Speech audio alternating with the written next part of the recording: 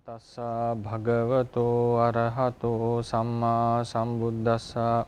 Namo tassa bhagavato arahato samma sambuddhassa. Namo tassa bhagavato arahato samma sambuddhassa. Good morning, everyone. Last time we concluded our lecture having discussed some important characteristics of Paramattha Dhammas, and today we will be continuing from there, and also would like to inform there will be please, if you have any questions, please write it to the chat box, and our most venerable Bhante will select them and also send them to the relevant questions to our discussion, and some questions will be postponed and they will be discussed in future lectures. So please be free to send your questions to the chat box, and we will discuss them relevantly. And also today's lecture is being broadcasted from the Karula Gassavana Maduwa in the monk training center, which is under construction. So that's why you see a new location here. So we'll be last time we discussed on the characteristics of Paramattha Dhammas, and we ended up with a chart. We call that the Paramattas, and we divide it into two groups: Sankata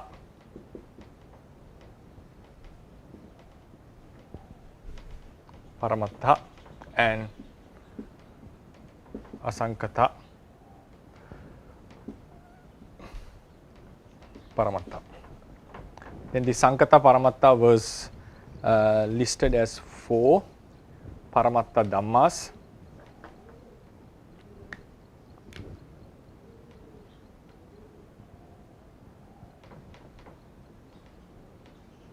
Then we also name Paramattha Uppadino Dhamma, which we didn't discuss yet.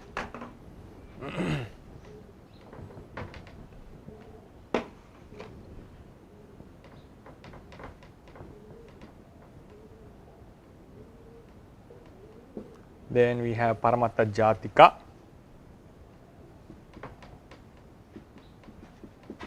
Then we also have Anuppanna Dhamma.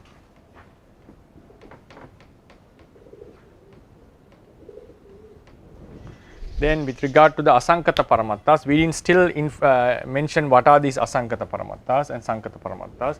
We will be starting the lecture with that explanation. Then with regard to Asankata Paramatta, the unconditioned Paramattas, we have we listed 5: Sammuti Nibbana,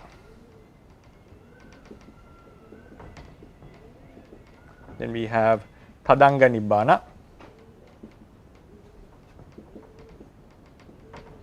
then Vikkhambana Nibbana, then we have Samuccheda Nibbana, we have Nissarana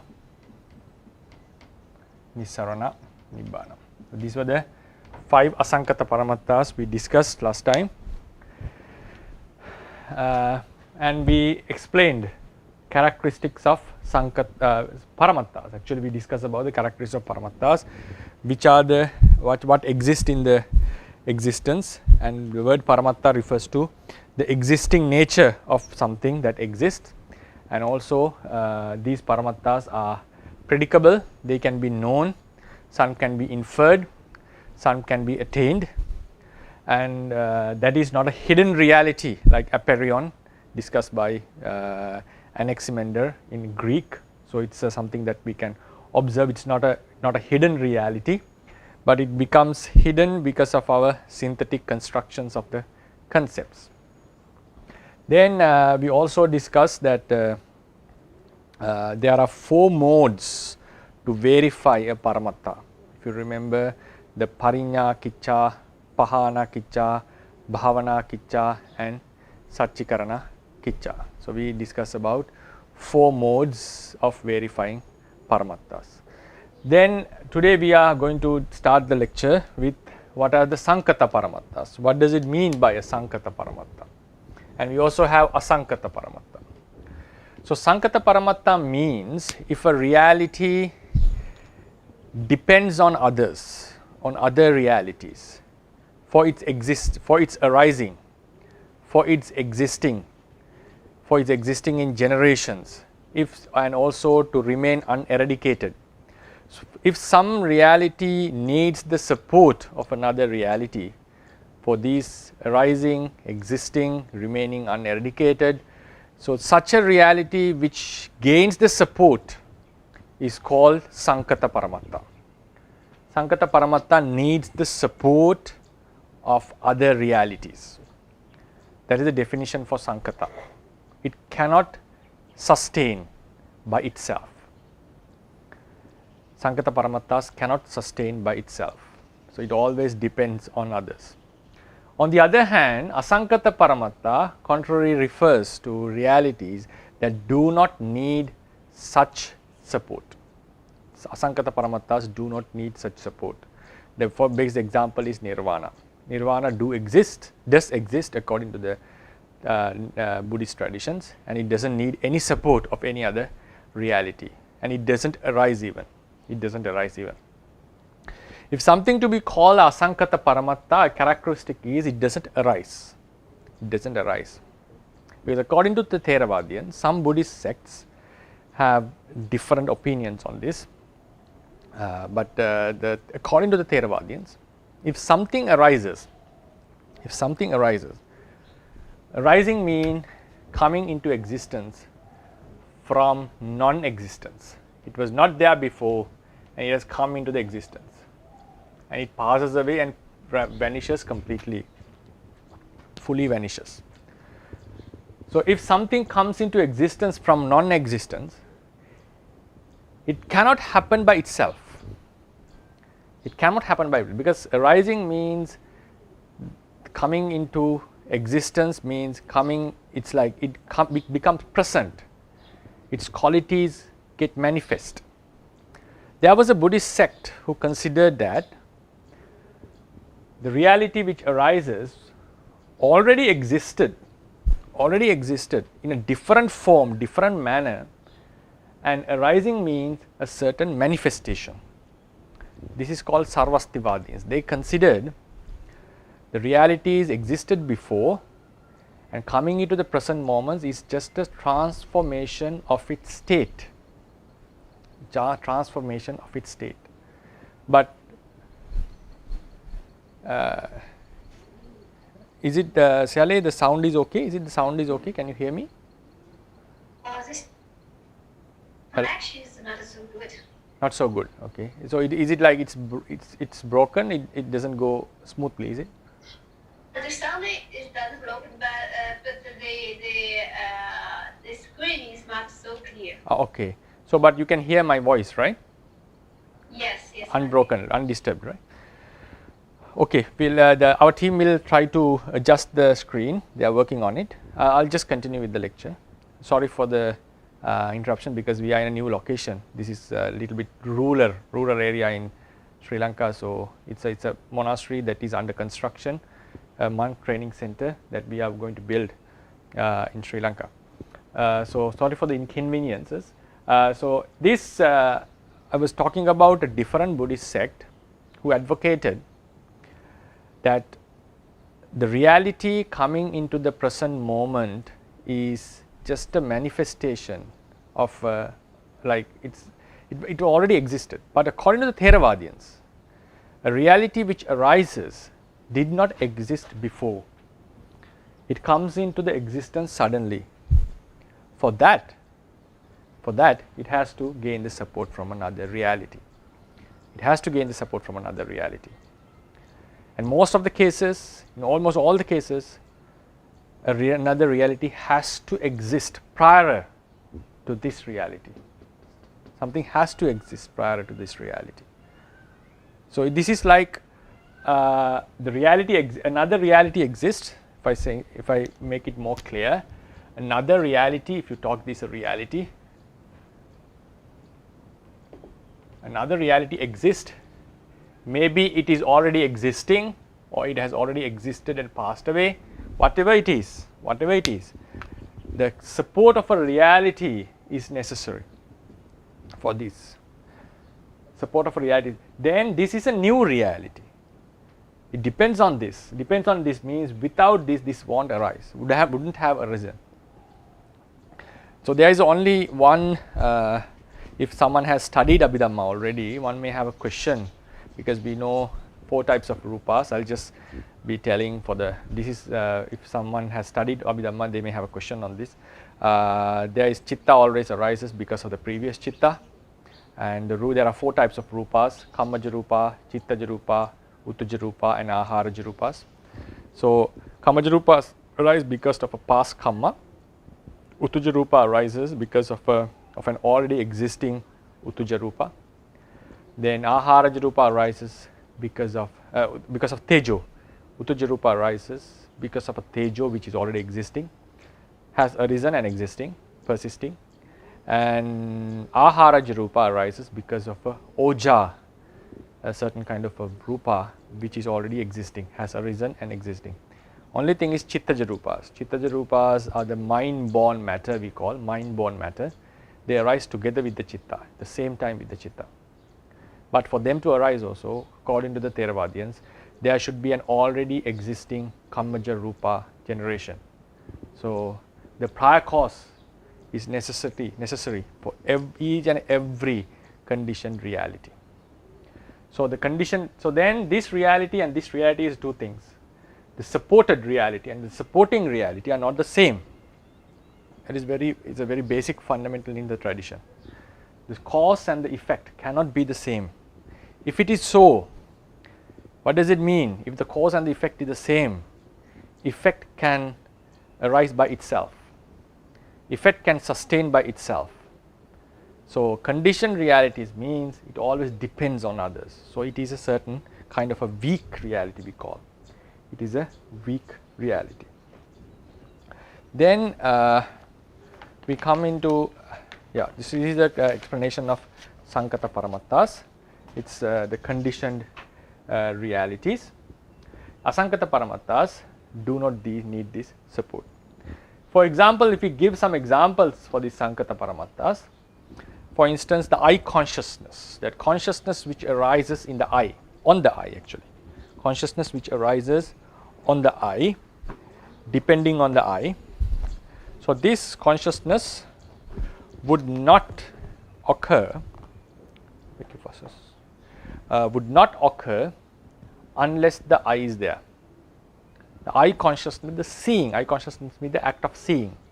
Seeing would not happen, would never happen if the eye was not there. Eye is necessary for the eye consciousness to happen. And there is the light is necessary. An object is necessary.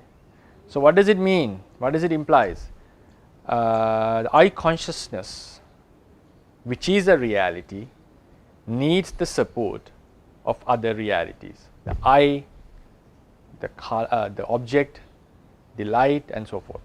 So eye consciousness is a conditioned reality. Why is that? It needs the support of other realities. And we talk about, for instance, craving, for instance, craving. Craving prevails in our mind uneradicated as long as the ignorance is present. Craving for the existence, attachment to the existence prevails as long as the ignorance is present.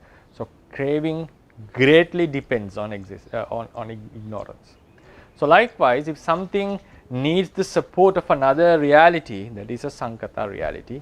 If something doesn't need that support, it is an Asankata reality. Then we have 4 types of Sankata. Actually, the main type is the Paramatta Dhammas. This is the Paramatta Dhammas, are the realities we would discuss. I will be very soon, we will be enumerating them and discussing what are they. Then there are, out of these Paramatta Dhammas, certain Paramatta Dhammas, certain, not all, certain Paramatta Dhammas would remain in this state, Uppadino Dhamma. What is that? We will be discussing them in future. Some would remain in this state, Paramatta Jatika, right, Paramatta Jatika. And some, actually all, would remain in this state. Anuppana Dhamma is about to arise, possible to arise, but not arisen yet. So these are, we can call, these are three stages, different stages of Paramatta Dhammas. Different stages of Paramatta Dhamma. This is another stage of Paramatta Dhamma. In this stage we are talking about realities, in this stage we are talking about realities that have great relationship with arising. The realities that can be observed, that can be known, who are performing their functions. So we'll find out what is this state. This is the state we normally discuss in Buddhism in most of the cases. But they also do play a huge role in the doctrine. Without explaining them, we cannot understand these states. Cannot understand these states. It doesn't mean that they depend on these states. They are they are independent states from this side, because they are asankata, unconditioned, not depending. But to understand their existence, we need to explain the teachings based on this. So the doctrine greatly, these states greatly affects the doctrine in order to understand it. But what we understand as the world, the practical level, what we experience is this. So we give a great deal of attention, focus on these Paramatta Dhammas. So now we are going to start. What are these Paramatta Dhammas? So it's under the conditioned reality. Please focus on this always. This is, we are talking about the conditioned realities so far. And we later come into these unconditioned realities. So in these conditioned realities, the Paramatta Dhammas, they have few basic characteristics. Very soon we will be discussing, enumerating what are they. Before talking what are they, we have to know some of their basic characteristics. If I say them, if I just point out some realities in advance, Paramatta Dhammas are, like for instance, mind, consciousness is a Paramatta Dhamma. Consciousness is a Paramatta Dhamma. Attachment is a Paramatta Dhamma. Like consciousness, mental factors are Paramatta Dhammas. Matter is a Paramatta Dhamma. When we call matter, you will find we are talking about certain material natures, qualities, not things. Consciousness is also an immaterial quality, action. Mental states, mental factors are also certain immaterial actions. So these are the Paramatta Dhammas in brief, like consciousness, mental factors, matter, material qualities. So these things, we categorize them as Paramatta Dhammas.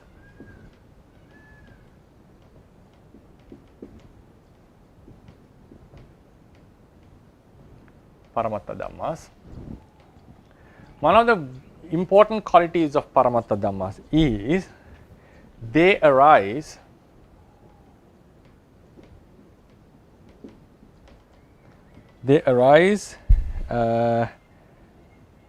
as separate. For instance, if I take it in singular, a Paramatta Dhamma, a PD, I would call Paramatta Dhamma, arises as a separate entity. Separate entity or a nature, I would call. It's better to say a nature first, separate nature. It means an entity. This entity does not imply thing. Still it's a nature, but in Buddhism we call it as entity. We can call it as entities, which has an intrinsic nature.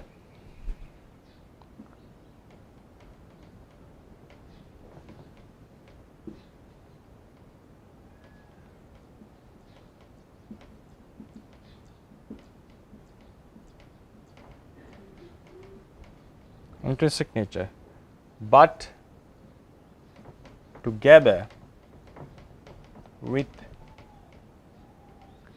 other similar natures. Similar here means, I will explain this, similar natures. Natures means entities. Right, I hope you can see this. Is the board clear? A Paramatta Dhamma, is it?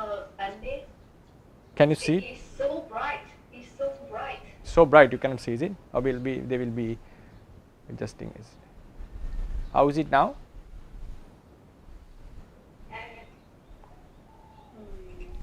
Pinot. I don't know how about other friends. You all can see very well.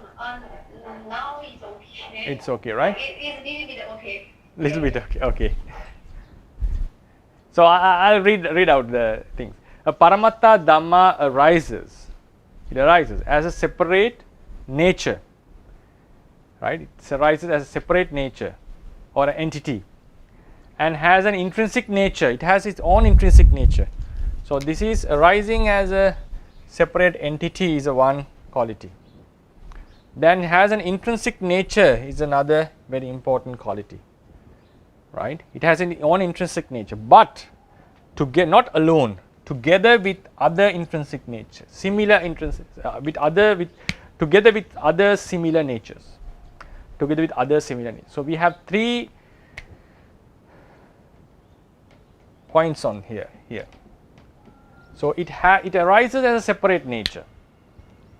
Arises here means either it can have arisen, it has arisen, it has arisen and it is in the process of arising, or it will arise. Whatever it is, it will arise.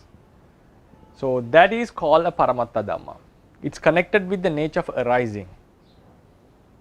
Then someone can ask the question, what is the difference of Paramatta Dhamma that will arise and that has not arisen yet? I will be discussing them later. What is this difference of Anuppanna Dhammas and the future realities? So first we have to understand a Paramatta Dhamma arises as a separate nature. It is related with arising. We call something a Paramatta Dhamma focusing on its quality, like after it has come into arisen, it performs certain functions. So focusing on this quality, we call it a Paramatta Dhamma. Paramatta Dhamma is, we don't call Paramatta Dhammas to latent forces. We don't call it normally. For the possible causes, latent realities. We don't call it for possible realities that would have arisen. We talk it for realities that arise normally. And it has its own intrinsic nature. It has its own intrinsic nature. It means, for instance, we talk about hardness.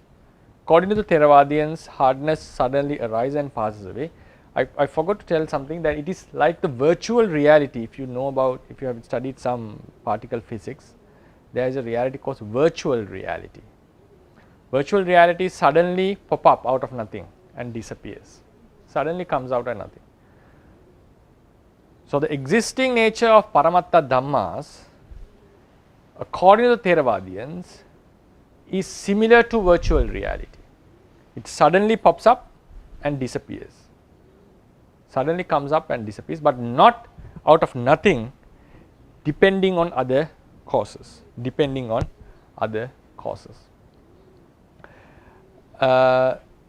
This is it arises as separate. So just to remind, which just crossed my mind. So this is Paramatta Dhammas arise as separate natures and has the intrinsic nature. Now, for instance, Patavi, the hardness, it arises and it has its own intrinsic nature, means its nature is hardness. It is separated from another quality called heat. Heat is another intrinsic nature. Hardness is another intrinsic nature. So they are 2 different Paramatta Dhammas because they have their own intrinsic nature.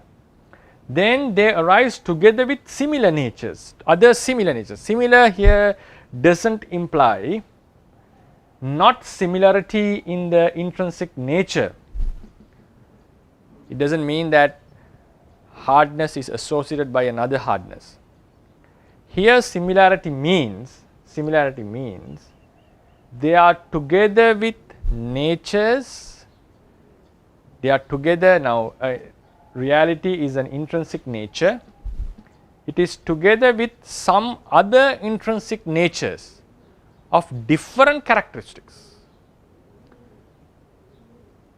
An intrinsic nature, Paramatta Dhamma, arises together with some other intrinsic natures.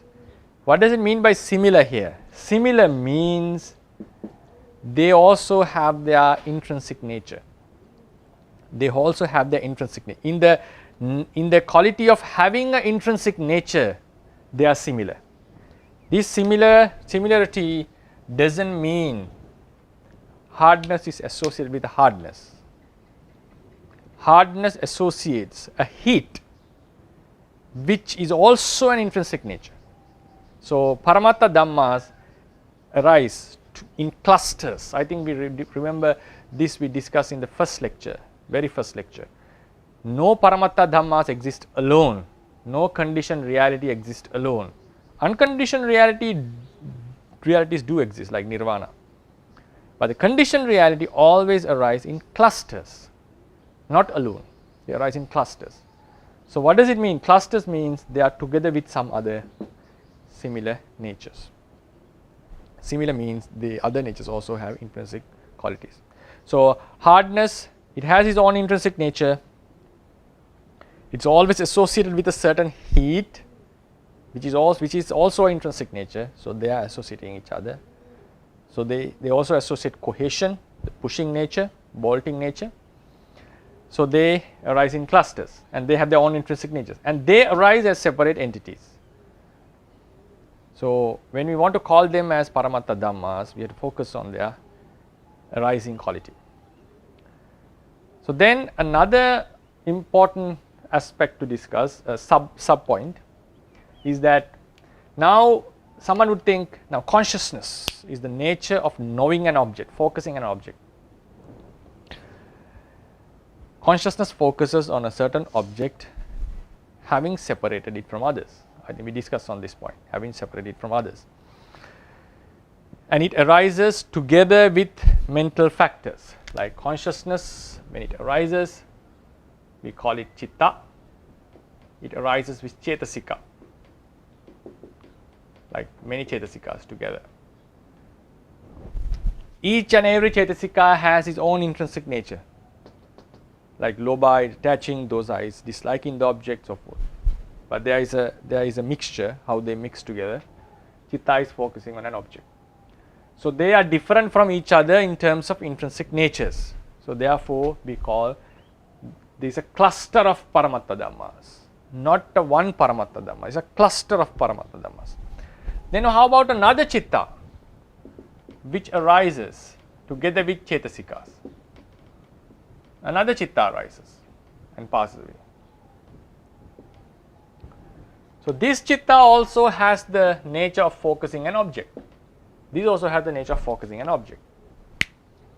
They have the similar characteristics. So, we categorize them. We categorize them as chittas. We categorize them as chittas. Finding the reality in the world means we are coming into the least categorization.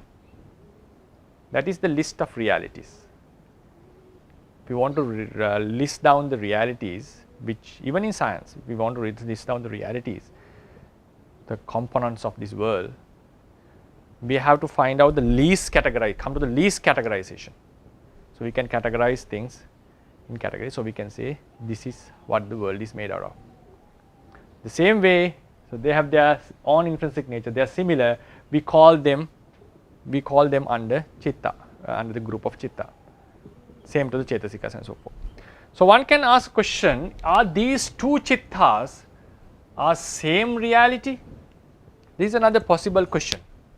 Are these two chittas are the same reality? Because there are some religious doctrines that advocates that everything is made out of, everything sprung out from a one reality. For instance, there is a mother soul from which each and every soul sprung forth, came out, and also each and every soul is connected to this mother soul, and in the end the liberation is understanding that each individual soul and the mother soul are the same. So they overcome the duality and understand everything is the one, we come into the oneness. So there is such a doctrine in Indian doctrine, philosophy. So mother soul and the other sub souls are all the same. So they overcoming the duality and coming into oneness is the enlightenment. So if you look into this Theravada doctrine from this aspect, one can ask a question, are the two chittas same? And the chitta of another person, is it the same? Are you calling about when we say chitta has the same intrinsic nature? Each and every chitta has the same intrinsic nature. What does it mean? Do the Theravadians imply that every chitta is the same? No. According to Theravadians, it's just a categorization. Two chittas are two different realities. Two chittas are two different realities. Though they share the same intrinsic nature, they are two different realities.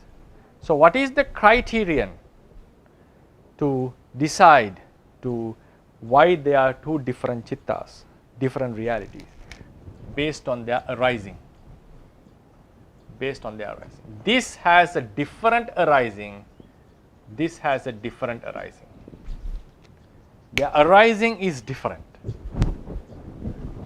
So they come into existence in different, locally different. Locally means in terms of time, or spatially different.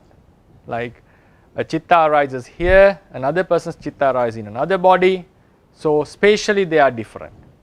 Locally different in terms of time. One chitta arises, another chitta follows. So they are not in the same time. They don't arise in the same time. If two chittas arise in the same time in two different bodies, they are spatially different. So the difference of arising is another criteria to decide, to conclude that they are two different realities.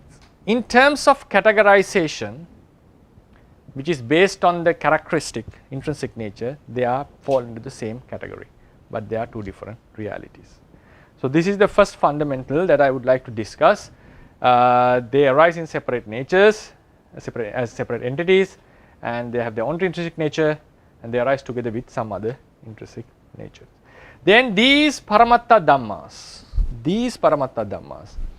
they are observable. I think we discussed on this matter. They are observable. What we normally observe is the Paramatta Dhammas. But what happens? We synthesize a concept in our mind and we cover it. We cover it from our mind, from our mind actually. It's not that the world is covered by a concept outside of our mind. Now the great elements come together in this manner. When the rupa is arranged in this manner, we call it a table. We may call it a table. But the idea of table is something in our mind. It's not outside. It's not something outside. The idea of table. For example, this is the mind, chitta. We take it as a one thing. Right? We take it as a one thing. This one thing is synthesized in the mind. Different particles exist in the reality.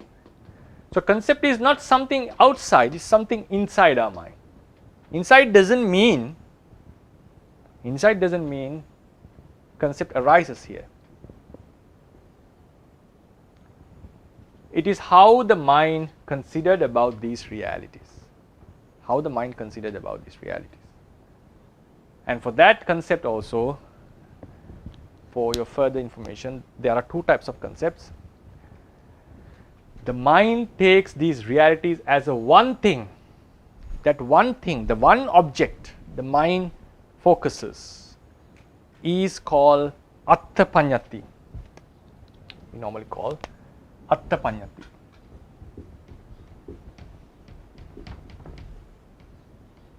Panyati is concept. Attapanyati means concept of meaning.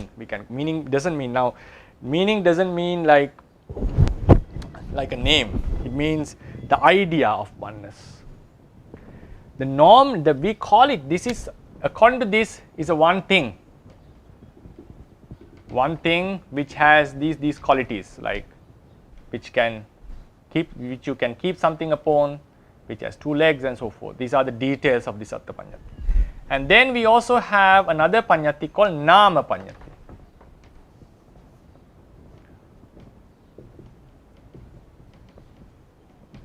Nama Panyati means the name of the table.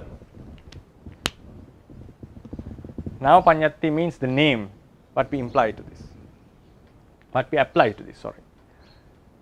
So, when we look into a certain object in the outside world, we synthesize one thing in our mind, that is the nature of our mind, and we name it. We give it a name, or we recall the name that we have already learned. If it was the first time someone is seeing it, we may give it a new name. If we have seen something that we have already known, we recall the name. So these both are concepts. These are concepts. So normally, what covers the reality is this Attapanyati. We consider this different. This different. This is what covers the world. We consider this thing as one thing. For instance, we see the aggregates, especially the matter aggregate and also the effects of the remaining aggregates. We consider it as a human. We consider it as self. So one thing. So this one thing, one person that we synthesizes in our mind is the Panyati, is the Attapanyati, is an idea about a concept, about a one person. The name we give to it as man is just the name. It's different. There's a slight difference in it. Right? There's a slight difference. I'll proceed from here. If you have any questions, we can discuss on that during our question and answer session, Q&A session. So this is how what we experience already is the word. Now, if we go more precisely, what happens? First, the person sees, like, now for instance, this is a bunch of reality. This is how it exists. And these realities have a certain quality. Now there is a color here. There is a smell here. In these realities. There is hardness here. Right? It's a collection of these realities. Each and every particle is a collection of material qualities according to the Theravadians. It's a collection. So when we see something, only the color becomes sensitive to us. When we smell, the smell, odor becomes sensitive. When we touch, hardness, heat becomes sensitive to us. When we taste it, we feel the taste. So likewise, the basic minds, initial minds are unable to recognize all the realities. Normally, they recognize or they are sensitive to one reality of the lot. They are sensitive to the one reality of the lot. They remain in bunches, like they remain in clusters, but not the entire cluster is sensitive to us. When we look into something with our eyes, we only see the color. We don't see the hardness. We can imagine the hardness, looking onto the nature of the color. We can feel this may be a rough surface, this may be a soft surface. That is an imagination, that is the secondary imagination, that inference that we make. But we are sensitive directly to the color. So if you are looking into this, we become sensitive to the color, and we see the color, and our eye is not sharp enough to grab them separately. So we see them, the color, as one thing. We see something colorful. We see something colorful, right? So then so this is the experience of the Paramattha. Then we consider this as a one thing, one table, one thing. So what is the difference between these two? You can ask. This is the same thing. This is the same thing. No, this is it. This, we are sensitive to the color, groups of color. The mind doesn't take, in this level, mind doesn't consider it as a one thing. It doesn't have that intellectual quality, because according to Theravadians, the mind when mind works, it's like it is in the very basic level, and then it comes into a, like it happens like this, for instance. So during these initial stages of the growth, in each and every experience, the mind doesn't have that synthesizing ability. It is just sensitive. The mind creates the conceptual ideas at this level, right? At this level. So when we talk about the chitta process, it's a very deep philosophy. It's a very important, like very nice philosophy. So the mind normally works in a very natural state while we are sleeping and so forth. When we experience something, the mind starts to deal with it, but it happens in stages. The initial stages, it is sensitive to the reality. Here it was sensitive to the color. Then the mind takes this as a one thing. Considering it as a one thing is different. Being sensitive to the color is a different thing. Here there is no intellectual thinking, there is no consideration is going on. It's just becoming sensitive to them. So that's why we say in the outside world, realities exist. In the initial stage, the mind is sensitive to the reality in certain aspects, and then it synthesizes things in the mind as things, things in the mind. So the reality is observable. So when we want to go back to the reality, so what we do is, when we want to go back to the reality, our mind, there's a process going on.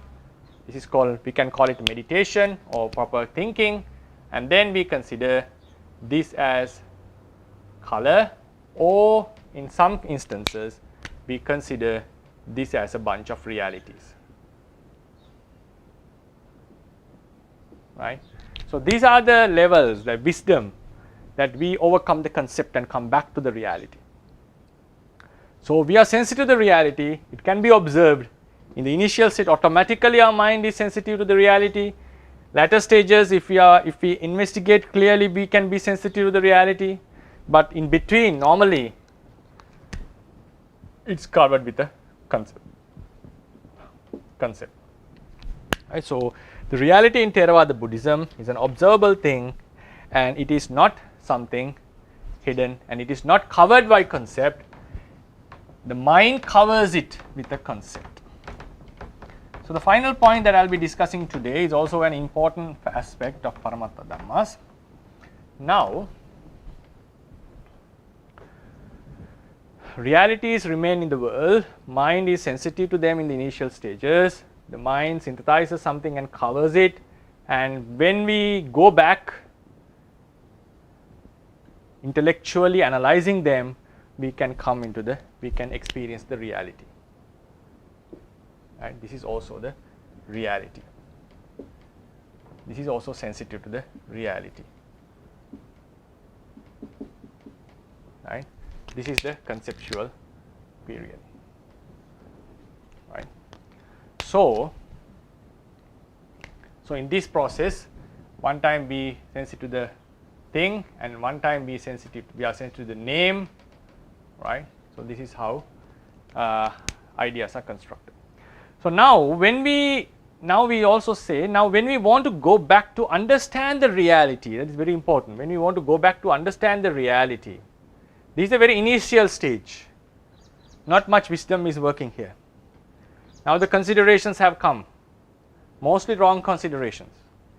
Now when we want to understand the reality, normally we cannot stop the process from here in the beginning, because that is a natural process. It's a natural process.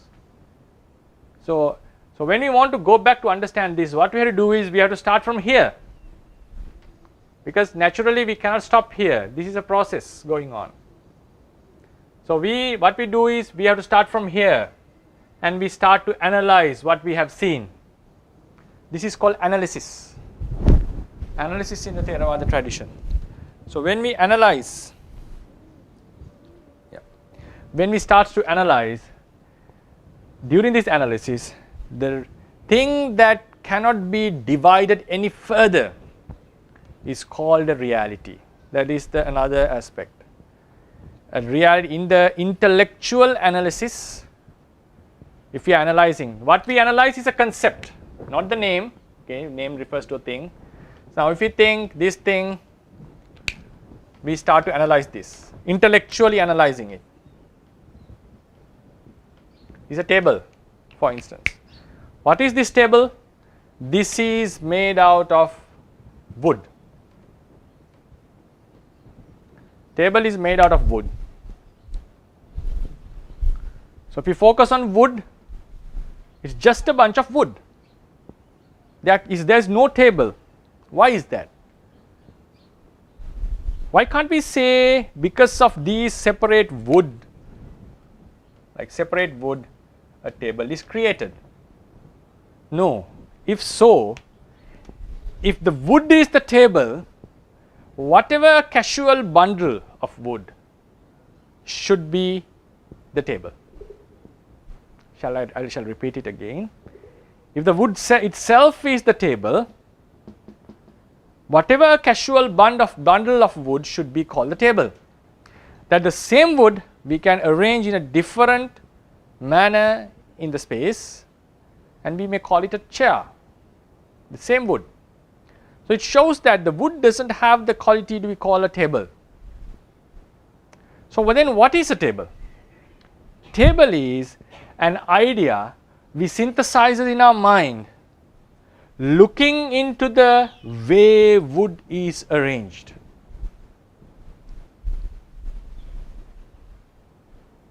Table is the idea we created in our mind, we thought in our mind, looking into the manner in which the wood is kept. That the same wood kept in another form, we call it a chair. So therefore, this is just a wood kept in a certain manner. Table does not exist in the mind. It does not exist in the reality. Only wood do exist. Then wood can also be, for instance, if this is one wood, this can be divided into small particles. Right? Even scientifically we know it is divided into particles. It is connection of particles, subatomic particles. So particles cannot be called the wood, because the same particles arranged in a different manner, we can call it some other material. And then someone can scientifically argue wood has its own intrinsic quality, would have a certain quality inherited to it. But when we go into division, we may analyze that the quality, nature of wood disappears. That's why last time we also discussed, when the compounds, combination of atoms make compounds. Compounds has their own qualities, but those qualities disappear when we go into the atomic level. So what it really exists according to the physics is not an atom, the subatomic particles. We have 6 types of quarks, we have 6 leptons and 4 force carrying particles, and imagine like a hypothesized Higgs boson, and we have a Higgs field by which these things are based on, the entire thing is based on, and also hypothesized graviton. So these are the basic things in the particle physics. And we do understand that the compounds show different characteristics from atoms, but still when we go into the reality, we go into the basic level. The combinations may manifest certain qualities, like H2O is water. Water has a different quality, but hydrogen and oxygen do not have that qualities of water. I think H2O is water. It's a compound.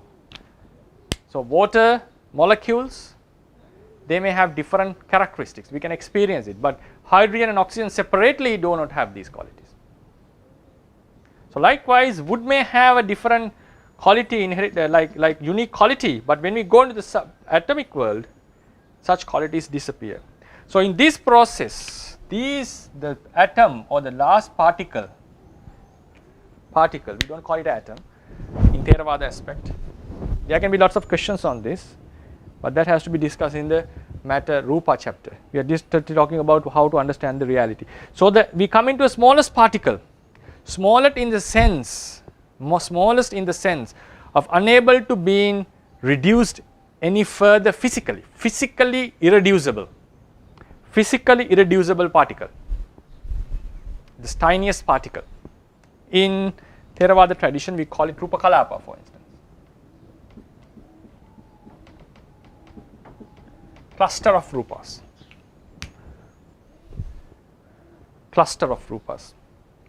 So this is the physically irreducible particle. So according to Theravadians, this particle, if something is a particle, it consumes space, it is made out of something, there is some ingredient material. So what the Theravadians say is, the idea is, that particle is made out of 4 different qualities, material qualities. Hardness, it's not a thing, hardness is a quality. Cohesion, heat, bolting nature. So when the hardness exists, together with heat, it is necessary for every material. Hardness and heat exist, they don't have a shape, and they are not scattered in the world, scattered in the space, they remain in one location because there is a inward cohesion, like pushes inside, and that, if only that force remains, they would collapse, like a star with a high gravitational force would collapse. These 2 forces are not stable if only the inward force is there. So they have to be balanced by an outward force. So there is an outward force. So inward force we call it apo, outward force we call it vayu. So at a certain level they become balanced. Then that hardness is called patavi, heat is called teju. So all these 4 qualities, each of them doesn't have a shape, doesn't have a, they are not things. These qualities, when they come together, when these qualities come together, they manifest as a thing. They manifest as a thing, as a particle. This particle is irreducible physically, but intellectually possible according to the Theravada philosophy.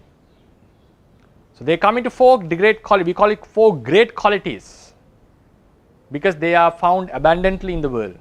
So these main 4 qualities are irreducible, even intellectually. Hardness cannot be divided any further. Scientifically there will be a different explanation on this, how the hardness is explained based on the bonds between atoms and so forth. I am not talking about in that sense, right, according to the Theravada perspective. So hardness cannot be further divided, cohesion cannot be further divided. So all are these are qualities. So these qualities, we come into 4 material qualities. Sorry for this, yes, it's below. 4 qualities, these qualities are irreducible. They cannot be further divided. They defices the analysis. So in the intellectual analysis, the realities that cannot be further divided are called Paramatta Dhammas. We talk about ourselves, we can see the qualities, the material qualities. When we go inside, within ourselves, we know there is something called a consciousness. Consciousness means someone who is aware of the things. We call it a self, but we can understand our conscious experience is not stable. It changes time to time. Sometimes we are happy, sometimes we are sad, sometimes we may have different feelings, right? So there are different, it's a flux. So when we divide, focus on them, happy moment, sad moment, for instance, wise moment. So we are not ready to call this moment the person. Person is like we would not say, if we say while we are happy, happiness is I would become a very happy person. While we are angry, if we call the anger as I will be a very bad person. If we call wisdom is I will be a wise person. But it's not how we name ourselves, how we characterize ourselves. We normally say I'm a person who has anger, ill will, sometimes happiness, sometimes wisdoms. I may take good decisions, I may take bad decisions. This is how we consider about ourselves. So inside self, that's how we define it. But we find they are separate qualities. They are separate qualities. So according to Buddhism, we focus on one quality, different qualities. We understand the idea of I disappears. It's just mental qualities existing according to the conditions.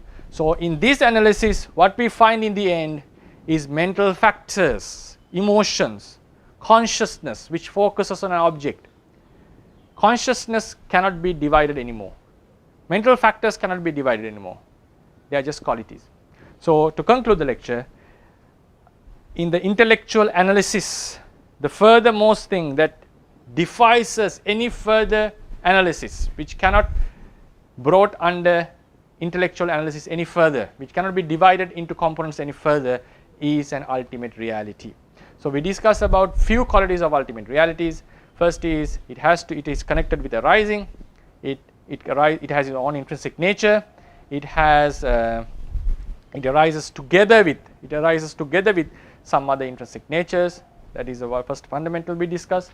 It is observable in the reality, and we know how it was covered by our mind. And then in the intellectual analysis, starting from here, we come into the reality that cannot be divided any further, is an ultimate reality. So these are the points that we discussed, and I think the time has elapsed. So I would give the opportunity to for the Q&A session. Yeah.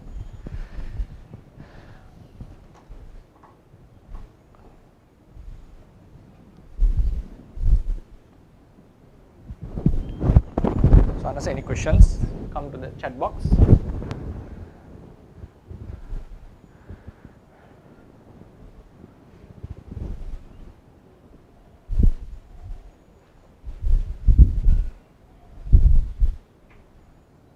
Hello, Siale.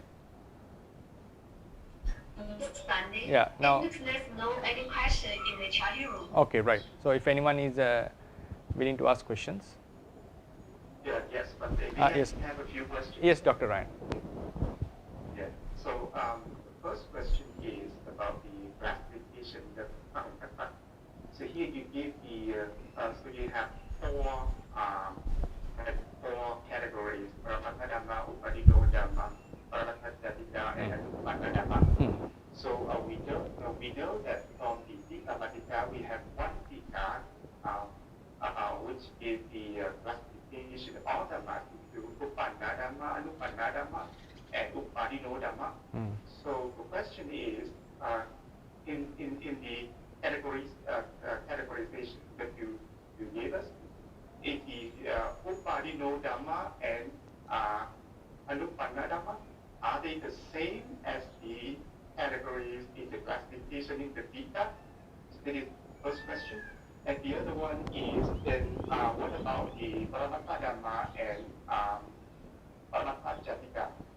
Which category do they belong to? Okay. Thank you, Dr. Ryan, for your question. It's a very, I would call, profound one. So we have, if you remember I'll go into this. Maybe some audience may have missed the point.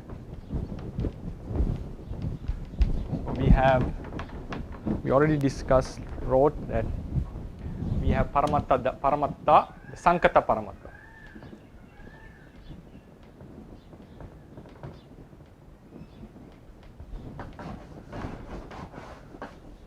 So this is Paramatta.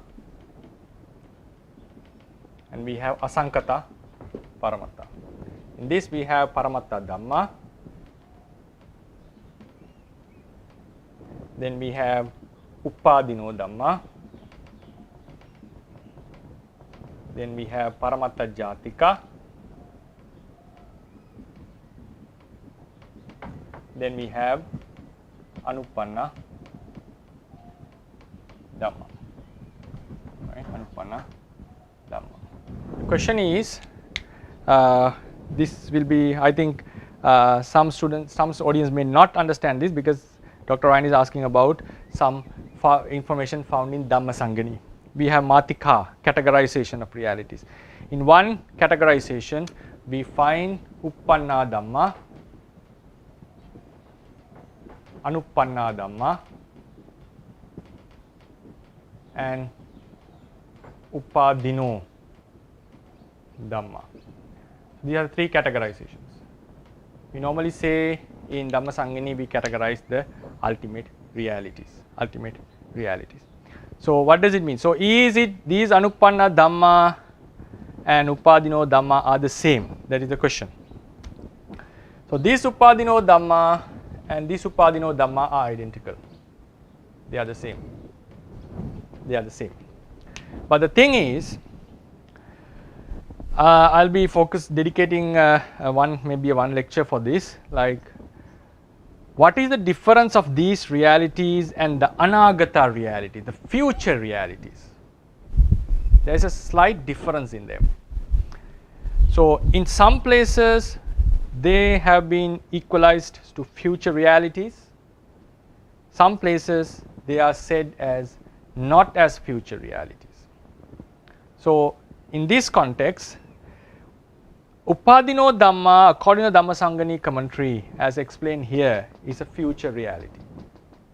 It's a future reality, right? Uppadino Dhamma is Dhamma Sangani is future reality. But here, I would explain it in two aspects: as a future reality and also a reality which is going to happen.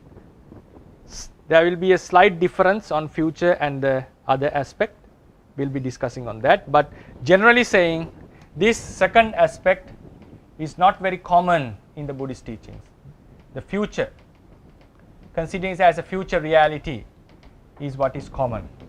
So therefore, according to your question, Dhamma Sangani Uppadino Dhamma and this Uppadino Dhamma are same. Then Anupanna Dhamma here and here. Here Anupanna Dhamma is the future reality other than the Uppadino Dhamma. Right? Future realities other than the Uppadino Dhamma. So here the Uppadino Dhamma is limited to non-Kamma Vipaka. Like Kammaja Rupa and Vipaka Chitta Chesika are excluded from here. They are here, not here. But when I call Uppadino Dhamma, this covers the entire realities that are going to happen. So this method was adapted from Patisambhida Magga. This we find in the Dhamma Sangani. The Patisambhida commentary, based on the Patisambhida, we adapt this terminology. This one is something found in the Dhamma Sangani. This is Patisambhida Magga. So these two are not identical. But this, for instance, this is considered as a future reality here. Here we are talking, there is a possibility of calling it a future reality, but there is also not talking it as a neither as future, present or past. Right? Neither present, future or past. So reduces this quality. So here I will be focusing on this aspect. There is a possibility that you can call it future. I'll be focusing on this aspect. Here, in this, I'll be focusing on both, right? I'll be focusing on both, but I will explain this. What does it mean? Then Paramatta Jatika, where does it fall? If you look into the Dasanena Pahatabbatika, Dasanena Pahatabba, things that should be eradicated by paths, noble paths. Things that should be eradicated by noble paths. So according to the Theravadians, what is eradicated is the latent defilements. So these latent defilements and the defilements that we call obsessed defilements, right? Right. This is the pariyuttana and the latent. Theravadians consider them as one reality. One reality means we don't. In the third council, there are discussion on this whether to divide them as two separate realities. But the Moggaliputta idea was consider them as different stages of the same reality. So in the Dhamma Sangani, Dasanena Pahatabba Dhamma, we talk about the akusalas that should be eradicated by the path. So according to the commentaries, like according to the suttas even, what should be eradicated is the latent force. Is the latent force. That latent force, according to the Yamaka, is mentioned as when kusala arises, when akusala arises, this latent force still remains. So we can find that it is considered as a different stage, different state. So in the Dhamma Sangani, what is discussed as Dasanena Pahatabba is the entire thing. The entire thing, but special focus here. So we can consider this also, right? The entire thing, because they are not two different realities. So we take it as one thing. But if you go sharper, we find is the latent force that has been eradicated. So here in this context, I am focusing on this latent only. Latent. So this is how these realities are located in the Abhidhamma according to the Theravada tradition. We'll, if we have the opportunity to discuss on them, we'll be discussed in detail in future.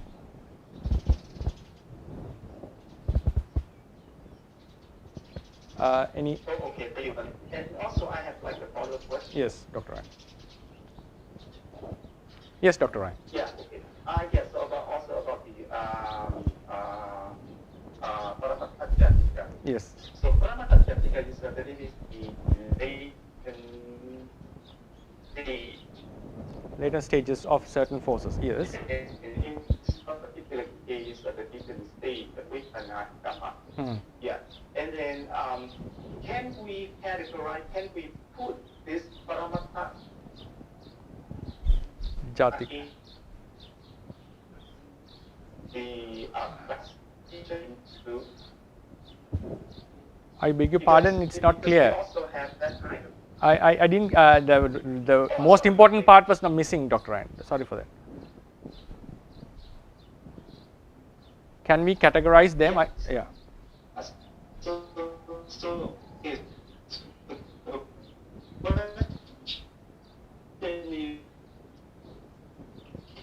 can we put vision as in Chupanda Dhamma? Can we categorize them as Paccuppanna, you mean? Yes, because we have one kind of categorization right into Atita Dhamma, Anagata Dhamma, and Paccuppanna Dhamma. Yeah. And it looks like, because they are latent, it looks like they're always there, they're always present. So can we put them into Paccuppanna Dhamma all the time? Yeah. Thank you for that. So for that, we have to understand Paccuppanna Dhamma. There's a definition for that. So I just need a little bit detailed explanation on this. So according to the tradition, what has arisen and passed away is called Atita. What has arisen but not passed away yet is called Paccuppanna. What has not arisen is called Anagata. This is the normal definition. So what happened is the Paramattha Jatikas doesn't fit into Paccuppanna because they are not in a state of arising, because this is a very exclusive categorization in the Theravadians. Atita means something which has, I will be discussing them next week, not week, in another lecture. Atita Dhamma is something which has arisen and passed away. Paccuppanna arisen, not passed away yet. Anagata have not arisen yet. This is future, this is present, this is past. So if I write them,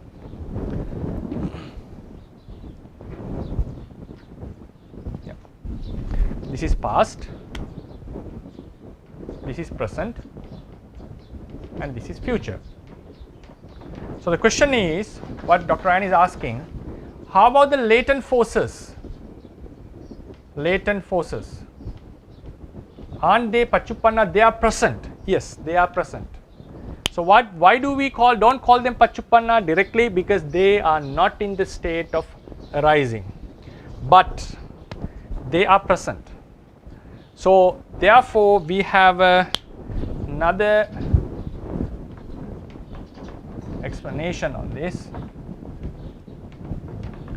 If you want to call them, according to Lady Sayadaw, well renowned Mahatera in Myanmar, according to Lady Sayadaw, if you want to call them, better to call them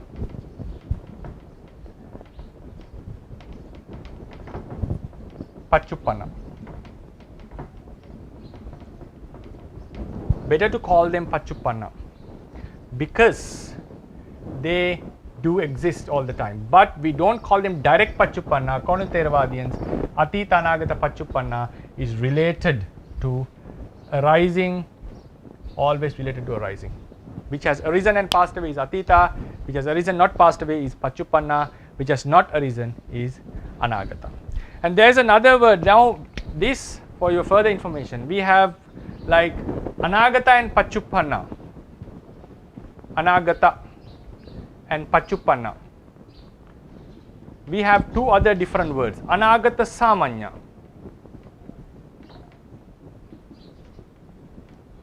and Paccuppanna Samanya.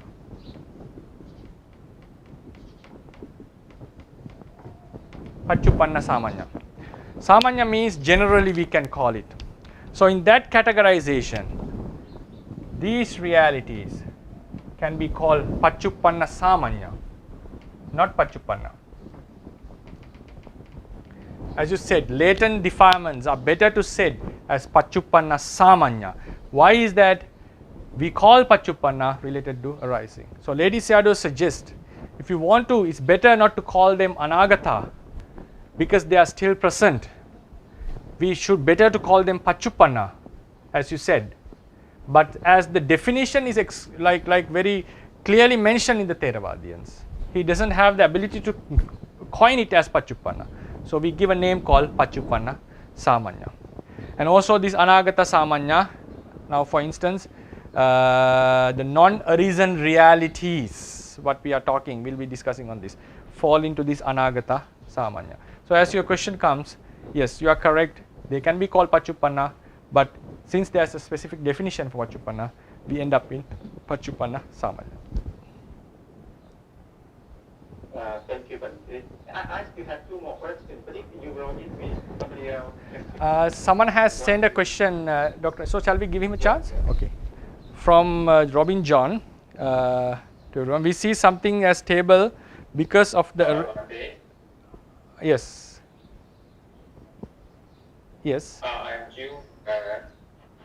Yeah, I have a question regarding you mentioned about the Anagata Dhamma as a future Dhamma, and before that you also explained about the what are the difference between these two. I beg your pardon. Anuppanna and Anagata. Can you repeat? Oh, yes. Can you please repeat it? Yeah. Just now you explained about the Anagata as future, and then before that you also explained about the Upadino. Yeah. That Upadino also future Dhamma. So what are the two different? Upadino Dhamma can be called as future, right? Can be called as future. So, but there is like. I was planning to discuss this about within a different lecture actually. So I'll just briefly give you a point on this. Like all these three, like Anuppanna and Upadino,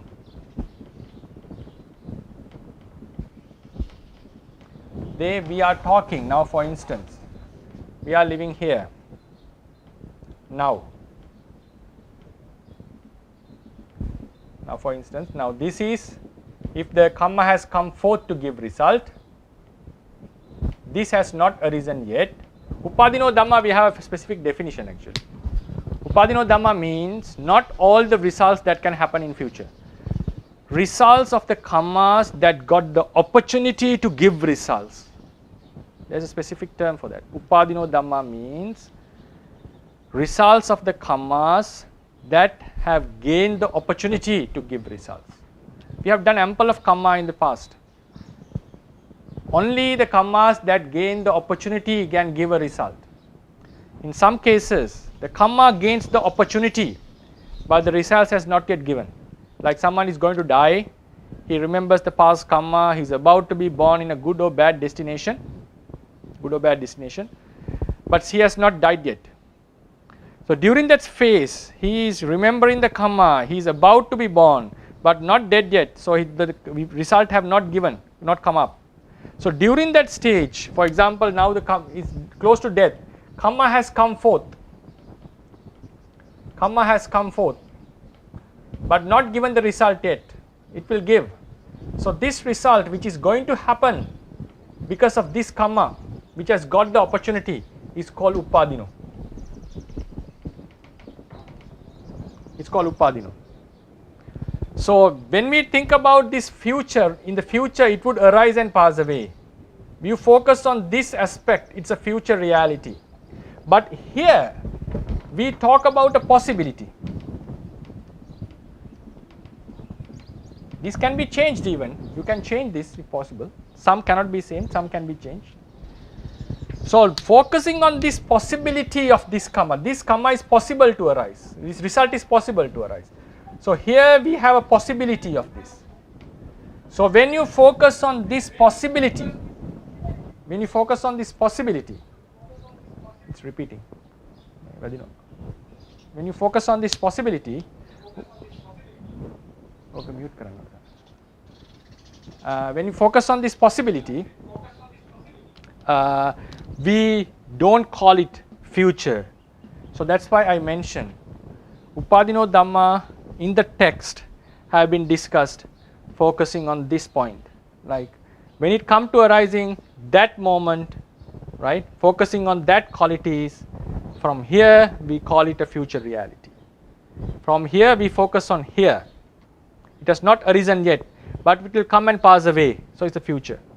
If you focus here at this moment, we think about the possibility. Possibility cannot be defined as future, present or future, past. So that's why I mentioned Upadino Dhamma, Anupanna Dhamma, Paramata Jatika, all can be coined as future if you focus on the time it arises. It is going to be, in both these cases we are talking about the future aspect. Here we focus on the reality when it is when it will be functioning at that moment. Here we are talking about the possibility to happen. Possibility cannot be defined as future, present or past. So this one can be considered as future. That's why I mentioned in the text Dhamma Sangani we focus on this aspect. In these lectures I may focus on this and this both.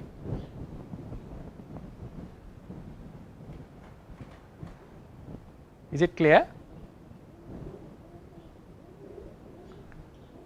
So are they called anagata? No, here we call, focusing on the here we call it anagata, focusing on here we may not call it anagata. The same reality, yeah, right. And also one follow-up explanation on this, just give me one moment. Because Atita is the reality that has arisen and passed away, Pachupanna the reality arisen but not passed away yet, Anagata is arisen and passed away. So it's called past, present, future. Past, present, future. I'll be telling them that explaining them detailedly in further, but for you, I thought this would be a good opportunity to explain some other very important aspect in Dhamma. Atita here doesn't mean the time in Theravada tradition. Pachupanna is not the nowness. Anagata is not the future. It's not the abstract nature of time. Atita means the reality which has arisen and passed away. Pachupanna is the reality which has arisen but not passed away yet. The reality, not the time. Anagata is the reality which is going to happen. We focus on the realities, Dhammas. So I think you have heard about the term Nibbana is time free. Nibbana doesn't fall into any time. So if we take this mixed with the abstract time, there will be a lot of confusions according to the Theravadins. Theravadians, the time, the abstract time we experience, we feel, like we feel, is a concept according to Theravadians. Why is that? I'll be discussing in the future lectures. So, according to this time categorization, Atita is the past reality which has arisen and passed away. Pachupanna is a reality which has arisen, not passed away yet. Anagata is a reality which has not arisen yet. So, if all these three categorizations are related with time, related with arising, related with arising. So, Nibbana doesn't have an arising. So, what happens? Nibbana is neither considered as past, present or future. But Nibbana do exist now, exists at that moment, at this moment. It exists. Even at this moment it exists, even though we don't experience it. So why can't we call it present? Because according to the Theravadians, present means Pachupanna. Pachupanna means reality which has arisen and passed away. Just existing doesn't mean Pachupanna. The mere existing quality, you cannot call something Pachupanna. That's why the Dr. Ryan's question was also asked the question, is latent tendencies existing? Why can't we call it Pachupanna? It's a very important thing to be questioned. Nibbana do exist. Why do we don't call it Pachupanna? The latent tendencies do exist. Why don't we call it Pachupanna? Because Pachupanna or present, according to the Theravada tradition, don't mix up with the present time that we know in day-to-day life. Pachupanna is a reality which has arisen and not passed away yet. If something is not arisen or not related with arising, if it doesn't have any arising, we cannot call it Pachupanna. That's why we call Nibbana is time freed. It is nothing related with the abstract time. So it's a very simple explanation why Nibbana is time freed. It's not because it is stuck in time, it cannot be explained based on time, it cannot be explained based on anything, not because of that, because just because it doesn't have a arising, we call it time free. I hope that would be would clear some questions if some people had. Yes, someone was going to ask a question.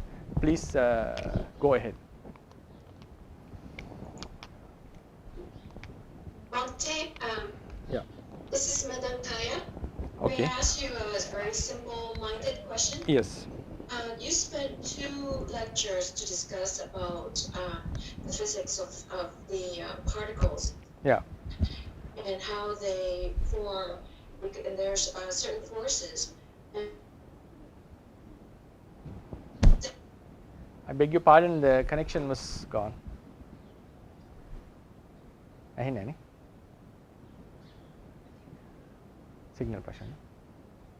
Hello. Hello.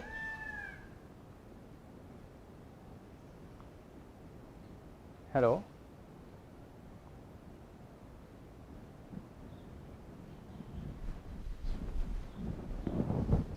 I'm sorry, I cannot hear. Sorry for that. Again, we'll make him again.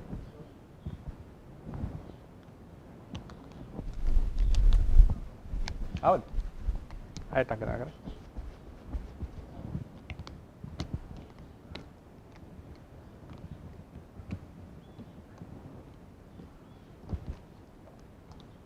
Hello.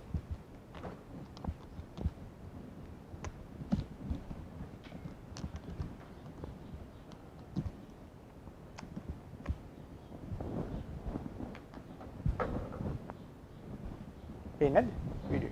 Huh?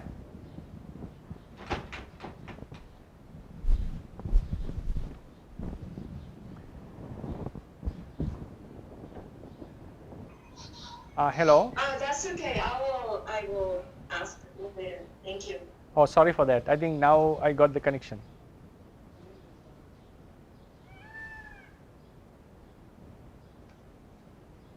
Can hear you me now? Yes. Yeah. Yes. So would you ask the question? Sorry. Yes. I have a very.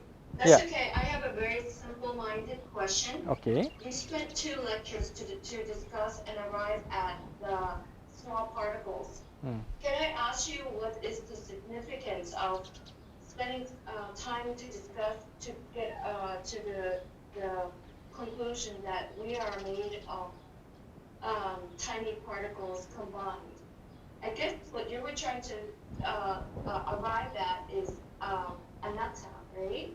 Yeah. There's no. Is that what you're trying to get at? Yes, that is the final goal of this course, to explain what really exists. But the thing is, just explaining things as non-self or anatta would not complete the purpose of Buddhist teachings. For that, we have to please. Okay, so in this, as you said, the main purpose of teaching this, to explain what our reality is to show that there is no self, it's impermanent and suffering. But that would not serve the purpose of the Buddhist teachings. For that, in the end, we have to explain what is the liberation we are supposed to attain. Unless we know the real qualities of the liberation, which is called nirvana, it is not possible for someone to get rid of this suffering of samsara. So just emphasizing on the aspect of anatta, because showing it's just particles, it's just one aspect, the lectures would continue, is not going to serve the purpose. So there are some other very important aspects that normally we do not focus today, especially the attributes of nibbana. As long as you someone doesn't understand the qualities of nibbana according to the teachings from the vipassana level, according to the Theravadians, it is not possible that you attain liberation. So to explain what nirvana is, we need to explain what the realities are. So just telling that these are made out of particles and made out of things would not cover the entire range of Dhamma that is necessary for explaining nirvana. Because the thing is like these, like paramatta jatika, anupanna dhamma, upadino dhamma, without these things, nirvana is just an empty state. If we don't explain nirvana based on those three aspects, it is an empty, nirvana is not appealing to our mind. So only if we understand the great bliss of nirvana, then we understand the suffering of sankhara, because it is explained in the Patisambhida Magga and the tradition, the commentary especially, and the Patisambhida Magga also. Like from the level of Bhaitupatthana, one to contemporarily to understanding the suffering, non-selfness and impermanence of the sankharas, the realities, you have to contemplate the opposite attributes of nirvana. To contemplate the opposite attributes of nirvana, we have to understand what is nirvana from the udayavaya jnana, right? The wisdom of rising and falling. Wisdom of rising and falling has 50 aspects. Just seeing the rising and falling is just 10 out of the 50. There is another 40 aspects. Out of the 40, 30 is dedicated to explain the qualities, 15 is dedicated to explain the qualities of nirvana. So in the Udayavaya Jnana, the person understands what nirvana is, not direct experience, he is feeling it more and more. Before that, we come into a stage called Kanka Vitrani, that is the basic for understanding the nirvana.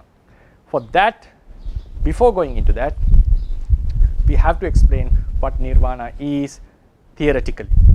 To explain nirvana theoretically, we have to explain the suffering. The suffering is twofold. The suffering that we are experiencing at this moment as living beings, and the suffering that is supposed to come. So nirvana is the freedom from the suffering that is supposed to come. So what is this suffering that is supposed to come? They are called anupanna dhamma. They are called paramatta jatika in another aspect. Some is upadino dhamma. So to show what is the suffering that is supposed to come, I have to explain the suffering that we are encountering, to specifically show its real characteristics. So only then we will be able to distinguish the suffering that is going to come and the suffering that we encounter as chitta cetasikas rupas. So my purpose in these few lectures is to give more and more, explain it more and more detailedly, what are the characteristics of the suffering of chitta, cetasika and rupa, so I'll be able to distinguish what is the suffering that is going to come, what is its unique characteristics, and how that liberation from that suffering is going to be the nirvana.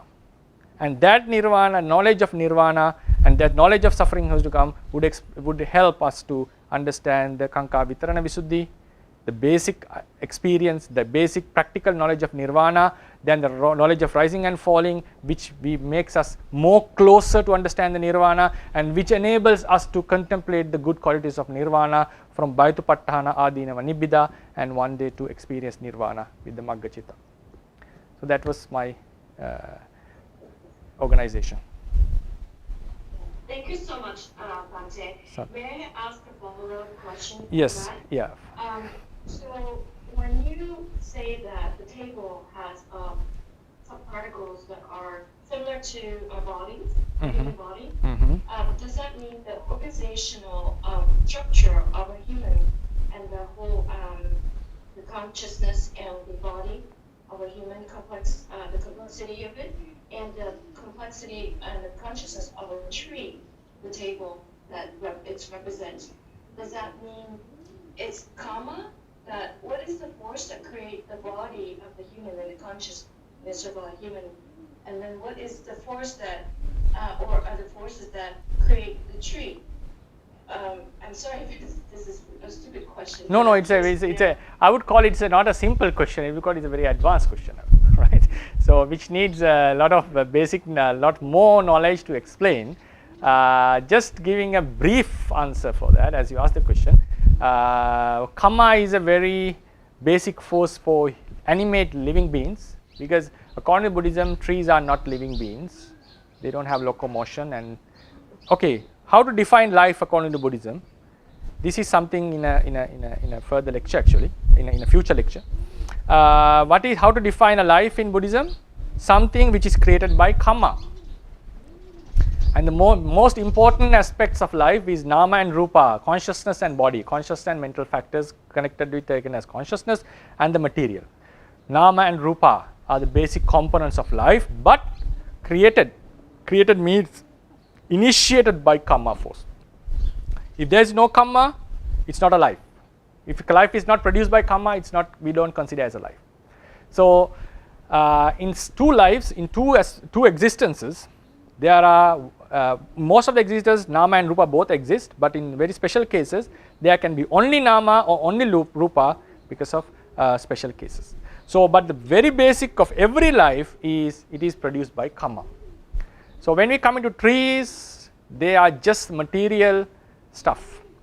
So, then when we are production of karma, our nama rupa is initiated by karma, it does not cover the entire thing. In the aspect of rupa, we have 4 types of rupa: matter made out of karma, matter made out of nutrition, and matter made out of mind, matter produced by, we call heat or cold. So this matter we call Uttaja Rupa is twofold again.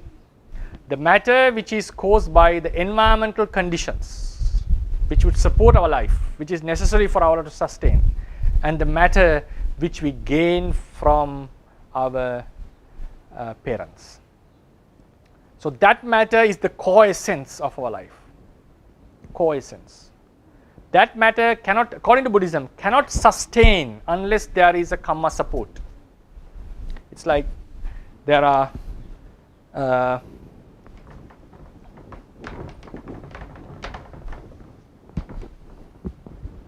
karma is giving the force, and we have mind and matter arising and passing away in generations. This matter is fourfold: matter born out of karma, matter born out of mind, matter born out of nutrition, matter born out of, we call it heat, right? Heat or coldness. Anyway, so this matter born out of